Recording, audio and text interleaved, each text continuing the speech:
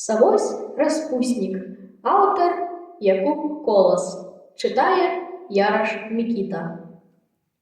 У Савосєва сусіда був пірестенький каток, вихованець Павла деда, такий славний пістунок.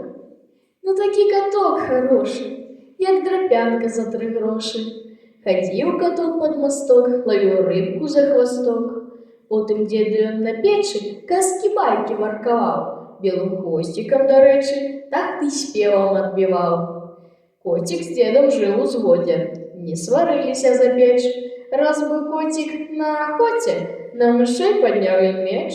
Шел каток с охоты, разогнал мышек и сел на колоду под стрижку затишек.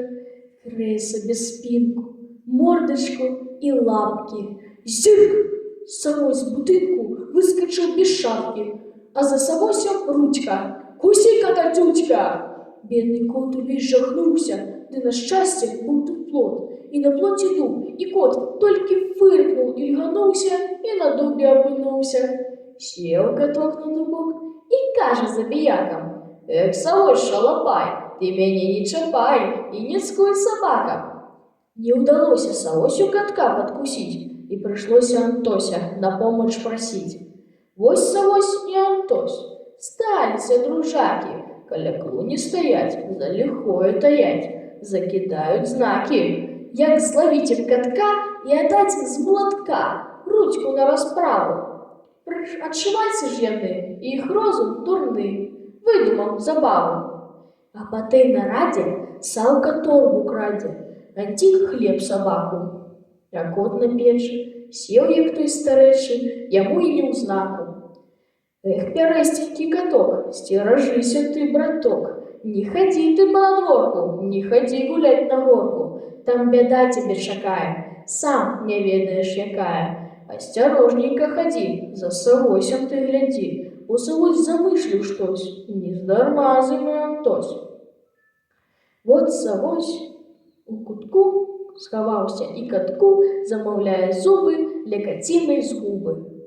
Ох, котичек ти мой, який файний ти, ой, ну а спиночка, ну картиночка, иди, котик, до меня, не покрыжу тебе, не, ну а вочки, бачуться рудночки, ну а лапки, які цапки, иди ж, котик, до меня, не покрыжу тебе, не.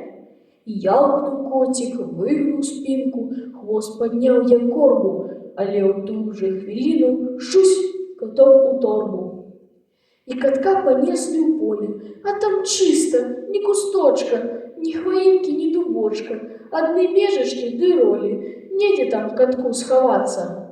Чуть синее лес далекий и село за 3 волоки, як катку там ротоваться? Плаче в торбе котик, плача. Мяу, мне душно, мяу, мне тесно, бьется серце кобелесно, бо мне грозит смерть, не иначе. Кот бурчить, гурчить, лапами дерется, а Савосю хоть бы что, тешится, смеется.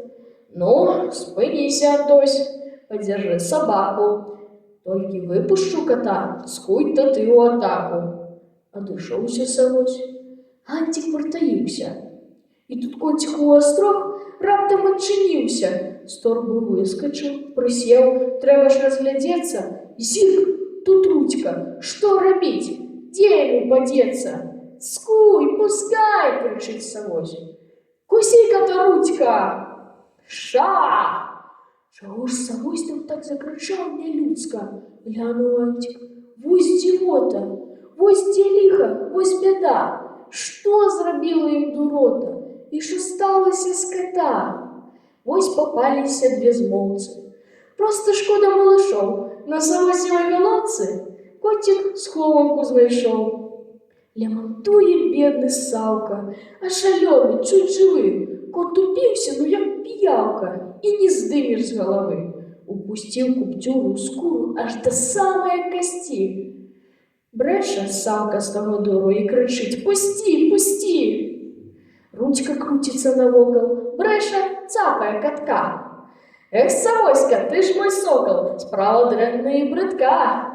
Ой, нагоревалися, ой, беды набралися. Хлопцы з тым катом з поля як вярталіся, людзі з іх смяяліся. Анцік шоў уперадзе, ручку вёў на прывязі, пазіраў уніз. А савось наводшыбе на галоўцы з коцікам, шэпчучы «кіз, кіз». Хоць савось не піянер, але чырвоны меў каўнер.